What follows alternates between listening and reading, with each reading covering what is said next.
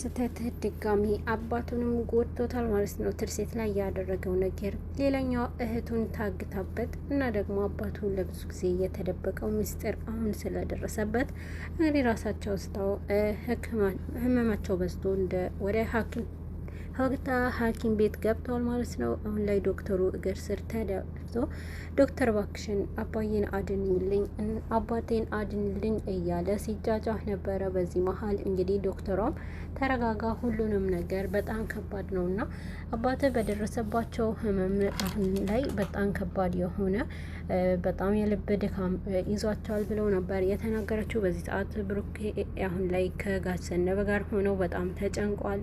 እንግዲህ ሚኪ በጣም እየለመንና እንደዚህ አይነት ነገር እባክሽ ዶክተር አባቴን እያለ እንግዲህ በጣም ሲለምናት ነበረ። ዶክተሯም የቻለችው እንደምታደርግና ከአሁን በኋላ እንዳይጨነቅ የበለጠ ተስፋ ማድረግ አለብህ እያለችው ነበረ። ግን ደግሞ ብሩኬ ይህ ነገር ደግሞ ብሩኬ በጣም አዝኗል። የሚኪ ሁኔታ እያየ የገዛ ትርሴትም ሚስቴ ናት ብሎ መጠበቅ አለመቻሉና የብሩኬ በዚህ ሰዓት ምን አይነት ስሜት ተሰምቶታል። እንግዲህ ሚኪ በጣም ብሩኬ የሚኪ ሁኔታ በጣም አስገርሞታል። በጣም እያለቀሰና አባቴ እባክሽ እያለ በሚለምን ሰዓት ብሩኬ በጣም ውስጡ ተሰምቶታል። እንግዲህ ምን አይነት ስሜት ነው እየተሰማው? ጋሽ ዘነበ ሳይቀር እንግዲህ ህመም ውስጥ ገብቷል። ብሩክ አሁን ላይ በጣም ከምንም በላይ ተጨንቋል። ሌላኛው ደግሞ ልጁ ብሩኬ አሁን ሚኪንም መግደል እፈልጋለሁ እና ሳድግ አንተ ዝም ብለህ ለእናቴ ያልተበቀልክልኝም ብሎ ተናግሮታል። የሚኪ ሁኔታ ደግሞ ሲያይ እንግዲህ ብሩኬ በጣም አዝነዋል ማለት ነው።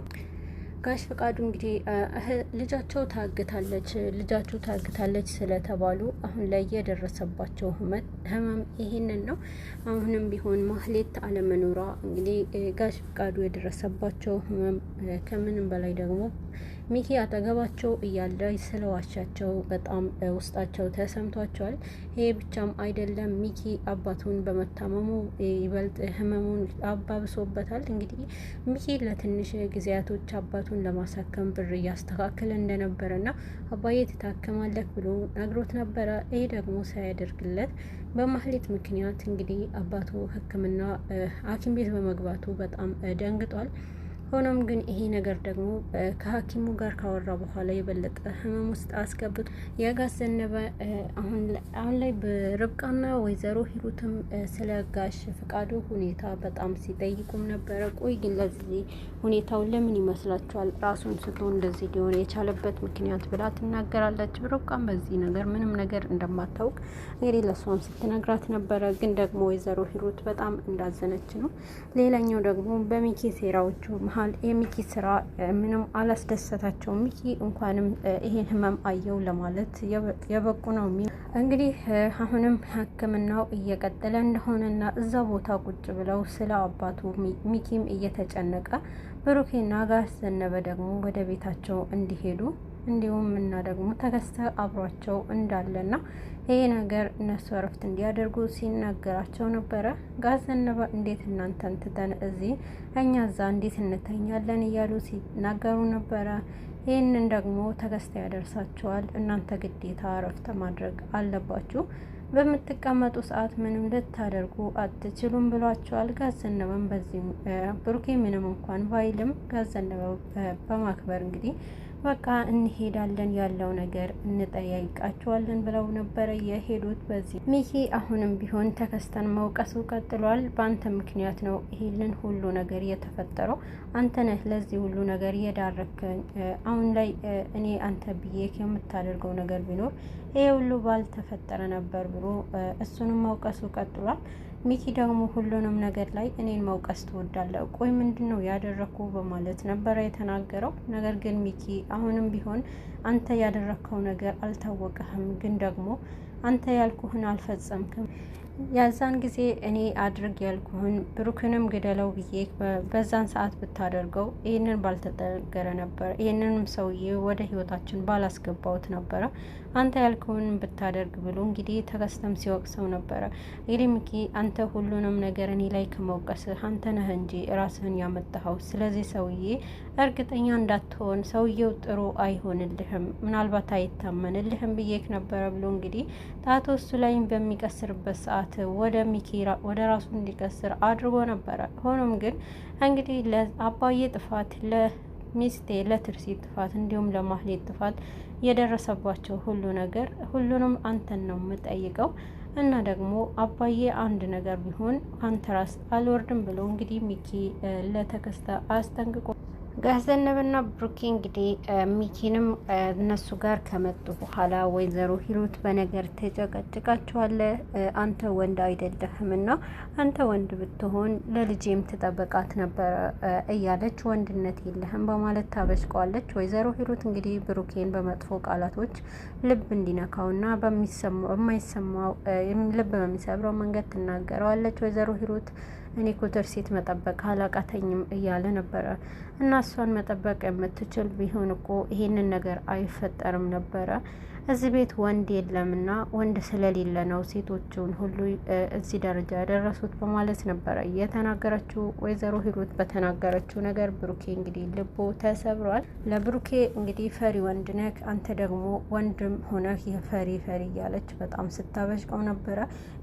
በዚህ መሀል ብሩክ በጣም ተናዷል። እኔ እኮ ይሄንን ነገር ለእኔ አይገባም ለማለት በጣም እልህ ውስጥ ገብተዋል። ጋዘነበም እንግዲህ ብሩክ አንተ እሷ ባለችው በልጇ ሀዘን ተጎድታለች እና ምንም እንዳትላል እያለችው ነበረ ሰው። ምክንያቱም እሷ በልጇ ሞት በጣም ስለተናደደች ነው እንደዚህ የምትለውና ስለዚህ አንተ በሷ እንዳትቀየማት እያለ ሲናገር ሚኪ ከባድ አሁን ላይ ብሩኬ ከባድ የሆነ እልህ ውስጥ ገብቷል። ለልጆቹ ብሎ የውስጡ የያዘው ያመቀው እሳት ሁሉ እንግዲህ እያስቃጠለው ይገኛል። ጋዘነበ በተቻለው አቅም ይህንን ነገር እያደረጉለት ነው የሚገኝ። እንግዲህ አሁን ላይ እቤት ውስጥ የብሩኬ እህት ጓደኛ መጥታለች። ትርሲትን ፈልጋ ብሩኬም እሷን ባየበት ሰዓት በጣም ደስተኛ ሆኖ ነበረ። ስለ እህቱ ትክክለኛ መረጃ እንደሚሰማ ነበር እርግጠኛ ሆኖ። ሆኖም ግን ስለ ትርሲት በምትጠይቅበት ሰዓት ትርሲት እኮ የለችም እና እሷ ቆየች እኮ በህይወት የለችም ብሎ ነበረ የተናገረው። እንዴት ምን ሆና ነው በማለት እንግዲህ የብሩኬ ህመም እንዲባባስ ታደርግ። ብሩክ በዚህን ሰዓት ስለ ትርሲት ድጋሚ በጣም ሀሳብ ውስጥ ጭንቀት ውስጡ ሀዘን ውስጥ ሞልቶ ነበረ የታየው። እንግዲህ ብሩኬ በጣም አዝነዋል። ትርሲት ድጋሚ ያለመኖሯት ሲያስብ በጣም ታሟል። እንግዲህ አሁን ላይ የመጣቸውም እኔ ስለ እህትህን ነገር ማውራት ፈልጌ ነው የመጣሁት ብላ ነበር እየተናገረችው። ነገር ግን አመጣጧ ምንም አይነት እንደሆነ ከተገቀች በኋላ እኛም ህልምን ይመስለናል የቁም ቅዠት ሆኖ ብላን ስለ ትርሲት አለመኖር ብለው እንግዲህ ቤተሰቡ ሁሉ አዝኗል። በዚህ ሰዓት የመጣችው ስለ ብሩኬ እህት ሁሉንም ነገር ልትናገር እንደሆነ ነበረ። የብሩክ እህት ሕክምናዋ ጨርሳለች። እንግዲህ ወደ ሀገር መመለስ እንዳለባትና ሆኖም ግን ብር እንደሚያስፈልግ የተሰጣትንም ብር እንዳለቀ ነበረ የተናገረችው። ነገር ግን ይህንን ሁሉ ብር አልቋል ብሎ ብሩኩም የጠየቃትንም ነገር እሱ ለሕክምናው አልቋል፣ ግን ደግሞ ወደዚህ መመለስ አለባት። የምትመለስበትንም ብር አሁን ላይ ካላስተካከለ እሷ የምትመለስበት መንገድ የለም በማለት ነበረ የተናገረችው። በመሀልም እንግዲህ አሁን ላይ ከባድ የሆነ ነገር ነበረ የደረሰበት። ብሩኬ በጣም አዝኗል። ይሄ ሁሉ ነገር እንዴት በእኔ ላይ ይሆናል እያለ ነበረ ስለ ብሩም ሁኔታ። ብሩኬም ወደ 200,000 ብር በላይ እንግዲህ እንደሚያስፈልግና ይህንን ደግሞ እሷ ወደ አውሮፕላን ትኬት መቁረጫ ያስፈልጋል ተብሏል። ብሩኬ የሚያደርገው ነገር አጥቷል። እንግዲህ ወደ ጓደኞቹ ወደ ልዕልትና ወደ ቾምቤ ደውሎ ስለዚህ ነገር ያማክራቸዋል። ነገር ግን እነሱም በተቻለው አቅም እንደሚያግዙት ነበረ የተናገሩት። እንግዲህ ጋሽ ፍቃዱ አሁን ላይ ከሕክምና እንደሚወጡ ዶክተሩም ነግረዋቸዋል። ነገር ግን ብሩክ አሁን ላይ ሚኪ ወደሱ ሲሄዱ ፊት አዙረውበታል። ይሄ ውሸታም ልጅ ማየት አልፈልግም ብለው ተናግረዋል።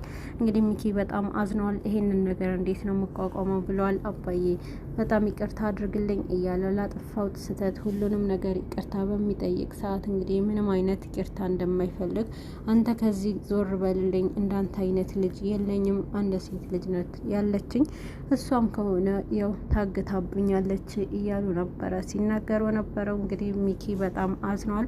አባዬ ይቅር በለኝ እያሉ ነበረ ሲናገር የነበረው። አሁን ላይ እንግዲህ ጋሽ ፈቃዱ ወደ ቤት ሲወጡ ነበረ ዶክተሩ መድኃኒታቸው በስነ ስርዓት ተጠንቅቀው እንዲወስዱ ነበረ የተናገሩት። ነገር ግን ይህንን መድኃኒት ለመውሰድ ማንም የለኝም እያሉ ሲናገሩ ነበረ። አሁን ልጃችሁ ይንከባከባቸዋል እያለች ዶክተሯን በምትናገር ሰዓት የትኛው ልጅ የለኝም እኮ አንድ ሴት ናት ያለችኝ ብለው ነበረ የተናገሩት። በዚህ ጊዜ በጣም አዝኗል ሚኪ። እንግዲህ የሰራው ስህተት አሁን መልሰው ከልብ ፈልግሃት ቢሆን ታገኛት ነበረ የሚለው ነበረ። አባዬ እሷ እህቱንም መጠበቅ እህቱና ሚስቱን ያልጠበቀ ልጅ የለኝም እና ሚስቱንም አልጠበቃትም እንዲሁም እህቱንም አልጠበቃትም በማለት አዝነው ይናገራሉ።